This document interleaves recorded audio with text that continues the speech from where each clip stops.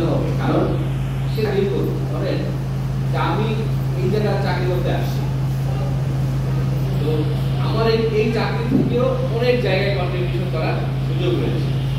এখন আমরা একই সাথে চাকরি করি, কেউ ধরেন পিএইচডি করবে, কেউ গবেষণা করবে, আবার আমি শুধু ধরেন চাকরি করবো, আবার সে চাকরিও করবে, সে পিএইচডিও করবে, মাস্টার্সও করবে, আবার গবেষণা করবে। কে আগে থাকবে? যে ধরেন মাস্টার্স করলো, বিদেশে গিয়ে পিএইচডি করলো, আবার চাকরিতে কন্ট্রিবিউট করলো, আবার করা নিয়ে ব্যস্ত থাকে, ঠিক আছে? তো এই ওদের সাথে আমাদের চিন্তাটাকে মিলাইতে হবে এবং মিলাইলে সেই অনুযায়ী কাজ করতে হবে। আপনার ছেলেমেয়ে যখন বিশ্ববিদ্যালয়ে ভর্তি হবে তখন তো আপনাকে খোঁজ দিতে হবে, প্রতি মাসে খোঁজ দিতে হবে সে কি করে। অনেক এসএসসিতে ভালো করবে, ইন্টারমিডিয়েটে গিয়ে নষ্ট হয়ে যাবে, আবার এটা টুক আপনাকে মানে লক্ষ্য রাখতে হবে, আদারওয়াইজ হবে না।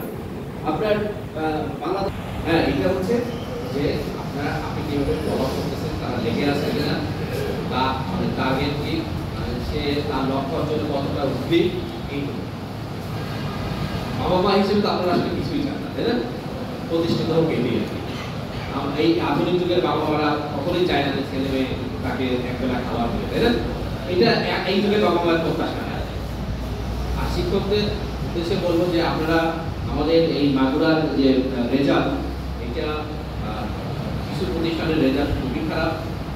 এই প্রতিষ্ঠানগুলোর উদ্দেশ্যে আমি বলবো, যেখানে আছেন যায় না তারা কথা রাখি, যে একটা প্রতিষ্ঠানে আমি চাকরি করি, তো ওই প্রতিষ্ঠানের রেজাল্টই হচ্ছে আপনাকে তুলে নেবে যে ওই প্রতিষ্ঠানটা মাগুরার আলোচিত প্রতিষ্ঠান কিনা, মানে লোকজন যাচ্ছে, লোকজন ওই প্রতিষ্ঠানে ভর্তি করতে চাবে, কি জন্য তার রেজাল্ট পারফরমেন্স দেখবে। যদি 40% পাস করে তাহলে আপনারা কি অক্সিজেন দেওয়া আছে রাখা দেবে? কোনো গার্জিয়ান কি আপনার তার ছেলে মেয়েকে ওই স্কুলে ভর্তি করবে?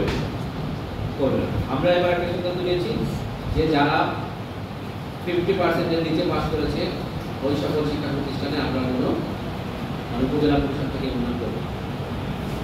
আর যারা শতভাগ পাস করেছে তাদের যদি বিল্ডিং 5 তলাও থাকে তাও তার কি কি লাগবে সেখানে আমরা, এবং আমরা ইয়া দিব,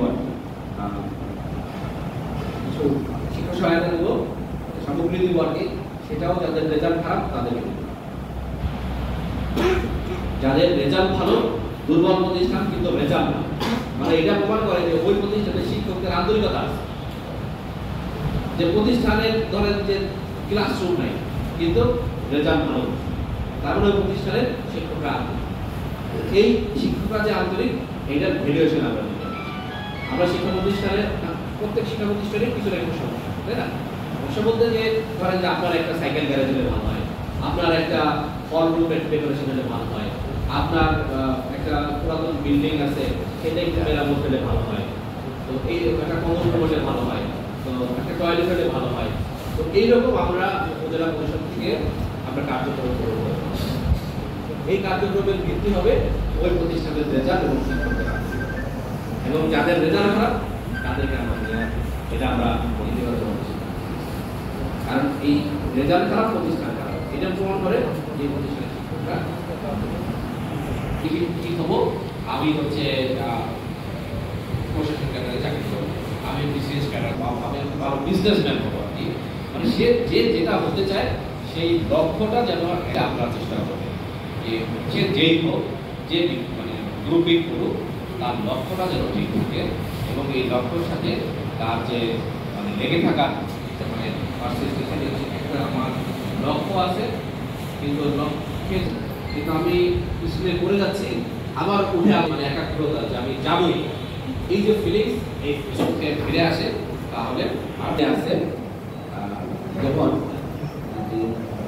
অনেকে বাবা মার উপরে এক্সট্রা প্রেশার ক্রিয়েট করে, তো এই প্রেশার ক্রিয়েটটা না করার জন্য আর কি বাবা মা আসলে অনেক কষ্ট করে টাকা দেয়, অনেক কষ্ট করে টিউশনি করার সুযোগ থাকে।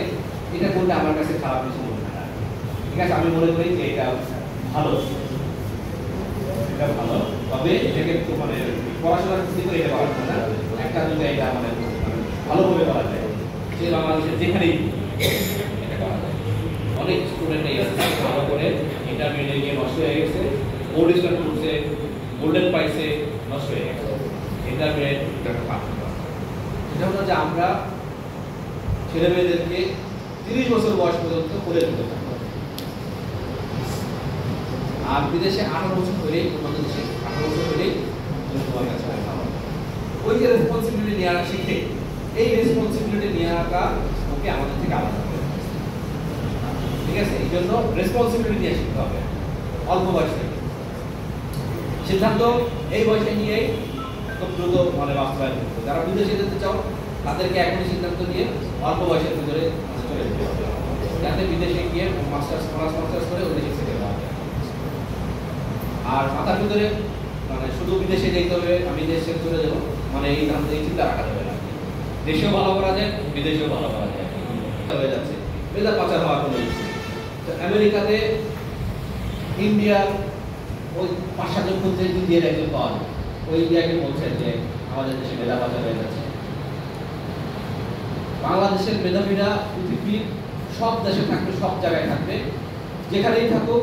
এই যে আমেরিকায় যে ভারতীয় বংশোদ্ভূত রাজনীতিবিদ যারা রয়েছে, ইংল্যান্ডে রয়েছে, তাদেরকে কি তারা তাদের নিজেদের নিজে মনে করে না যে ভারতীয় বংশোদ্ভূত?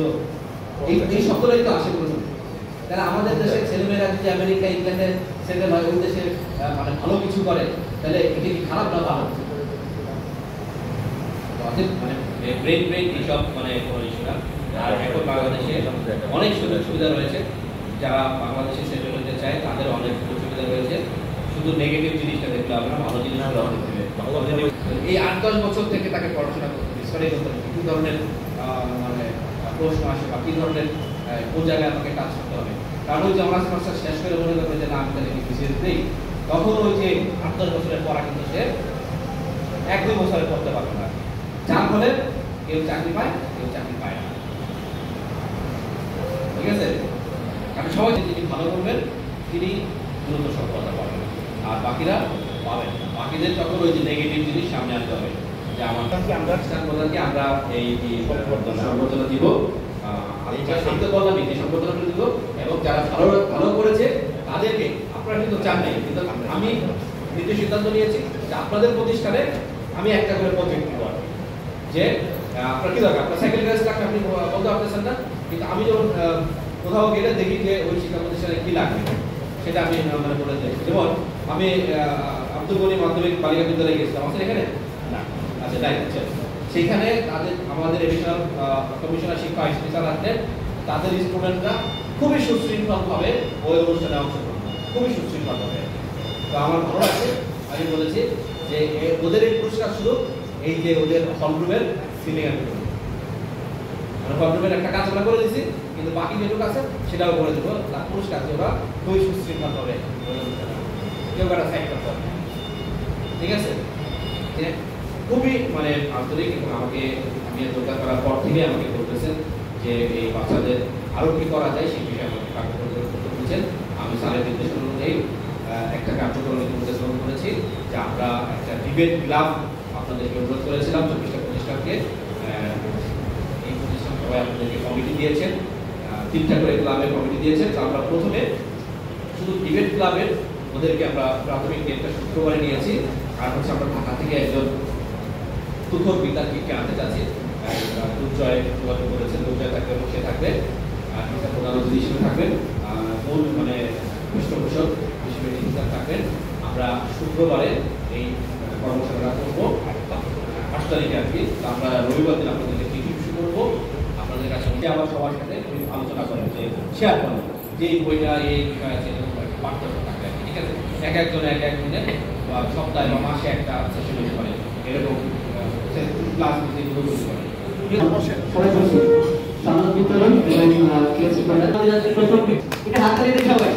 এদিকে তাকা একটু। অনুষ্ঠানের সম্মানিত প্রধান অতিথি জনাব মোহাম্মদ আসিফুল হাসান স্যার, ধন্যবাদ।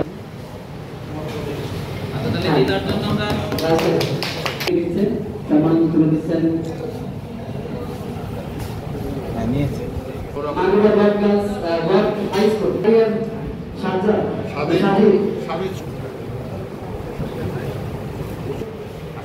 পুলিশ লাইন সাইজ করুন। এরপরে তানজিমা দেবী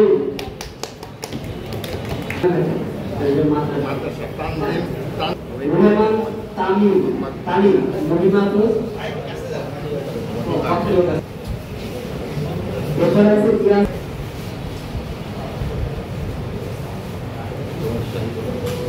ভালো কাজ কর আমরা তো আগামীতে মাগুরা এইচএসএস স্কুল কলেজের খালিদ এরপরে মিমি খাতুন এরপর জুবাইদা জান্নাত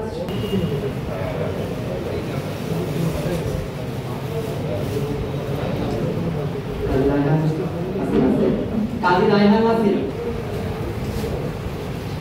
জাকারিয়া আহমেদ পক্ক আছে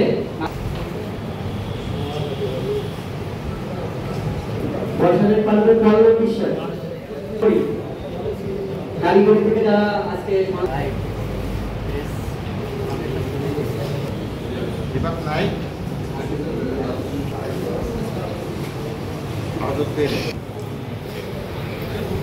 রূপালী খাতুন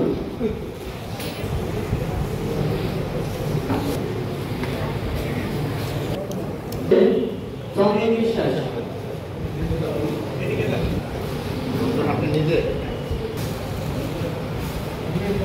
এটা তো পূজা দিলে